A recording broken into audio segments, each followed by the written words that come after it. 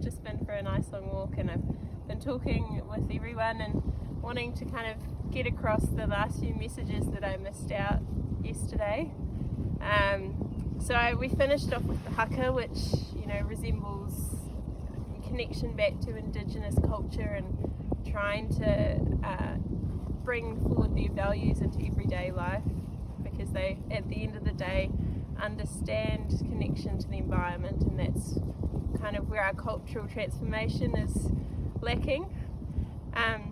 But leading on from that, the next step is from my Maori culture, got a dog, bringing forward a concept of kaitiakitanga. So in essence what that means is you are the guardians of the land. We don't own the land, we belong to it, and it's our responsibility to bring it and protect it for future generations.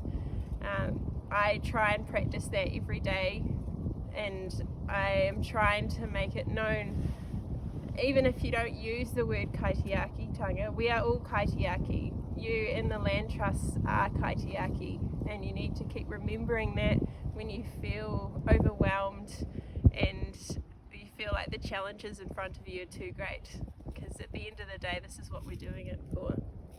The next thing I wanted to bring forward was we need to uphold science. By definition, it is theory that can only be proven by a weight of evidence. There's so many opinions out there that are great, but at the end of the day, science is the thing that allows these policies to be made, and all of this, us bringing forward the environmental argument, it's only relevant if we can back it up with science.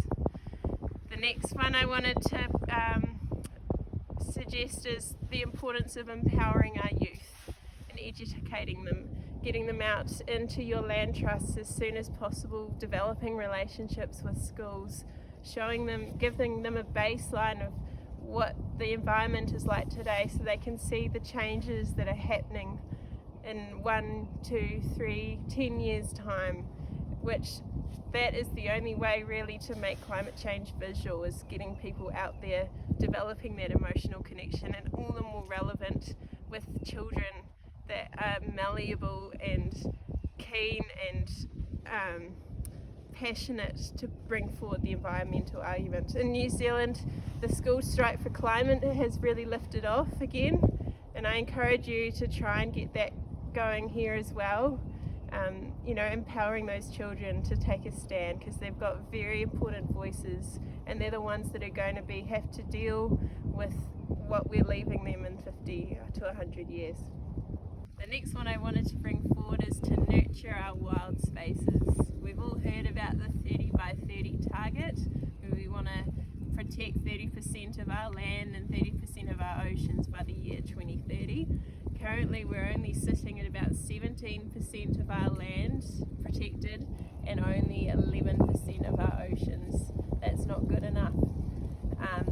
There's a real need amongst the land trusts to, get and protect as much as we can, but I also challenge you that we leave land to rejuvenate on its own. Like, yes, reforestation is hugely important, but I often, it alarms me at how much we are interfering to try and create good outcomes. Nature is hugely resilient if you give it the chance.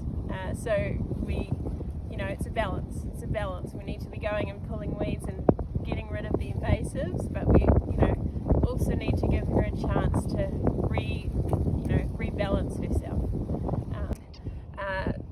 The next one I wanted to bring forward is when it all becomes too much, remember kotahitanga, which in essence means togetherness. Yesterday there were so many passionate people that are all working together to, preserve these places. We need to stop reinventing the wheel and working together. Often it feels like this environmental argument, it's pushing water uphill, but that's less of an issue if we actually collaborate and, use our talents and skills. That's pretty much everything that I wanted to share with you. I wanted to finish my talk with the spoken word, but I have a clip of it from when I presented it to the New Zealand Parliament 2 years ago, so I'll share that with you. And that's how I kind of wanted to leave things. I think in essence it brings forward my message, and yeah, if any of you want to reach out and try and collaborate or have further questions, please don't hesitate. My website, you've got all my contact details there, so yeah, do reach out. Thank you.